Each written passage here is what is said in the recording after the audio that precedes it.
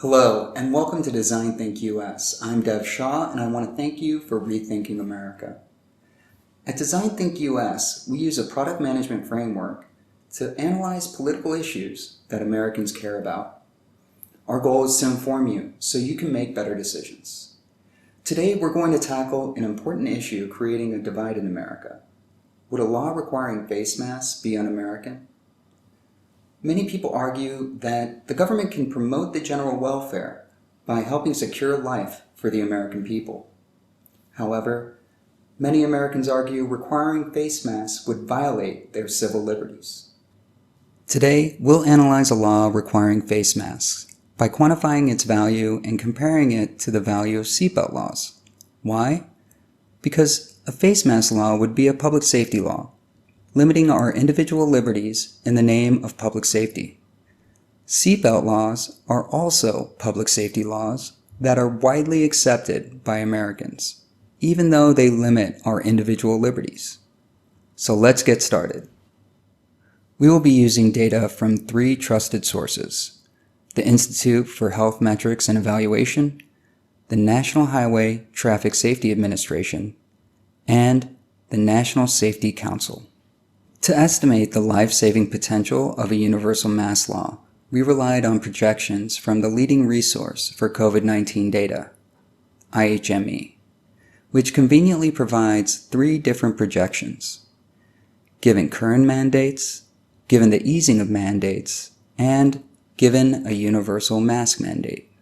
We can estimate the value of universal mask use by combining its range with the current mandate range. This is done by taking the absolute values of the difference between the minimum of one range and the maximum of the other. This means that over the 4 months left in 2020, we estimate that a universal mask law would save anywhere from 20,000 to 258,000 American lives. So now that we know the value of a law requiring mask use, is it worth limiting civil liberties? To evaluate this, we will compare the value of universal masks and the value of seatbelts, which are required by public safety laws widely accepted by Americans. The minimum of our range is the NHTSA's estimate of 14,955 lives saved in 2017. We'll determine the maximum by walking through a simple estimation calculation. Why do we need to do this? Well, the observed seatbelt use in 2018 was around 90%, which is probably because of seatbelt laws. We need to estimate the number of U.S. auto deaths if there was essentially no seatbelt usage, and how many of those lives would have been saved by seatbelts. To do this, we need to calculate a multiplier for the current U.S. auto death total, so we can estimate the number of auto deaths if no one wore seatbelts. We will use the U.S. auto deaths for every 100 million vehicle miles traveled from 1954 and 2008. 2008 is the latest year we found data for. But you may be wondering why 1954? Well, 1955 was the first year Ford started offering seatbelts, making seatbelts widely available to Americans. Even though seatbelts weren't mandatory equipment until 1968, and the first seatbelt use law wasn't passed until 1984, the first mass market availability of seatbelts led to growing seatbelt usage before either law was passed. Also, out of 1954, 1967, and 1983, 1954 had the highest number of auto deaths for every 100 million vehicle miles, making it the more conservative choice. This gives us a value of 4.8.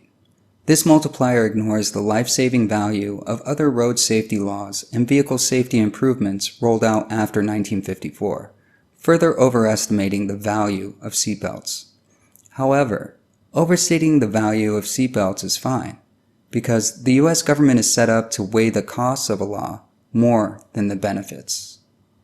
By multiplying the 2018 U.S. auto deaths by the multiplier, we estimate there would be around 194,000 U.S. auto deaths today, without any of the road safety laws and vehicle safety improvements rolled out after 1954, including seatbelts.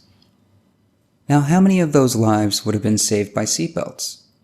We used data from 2017, dividing the estimated number of lives that seatbelts saved by itself plus the number of lives that seatbelts failed to save.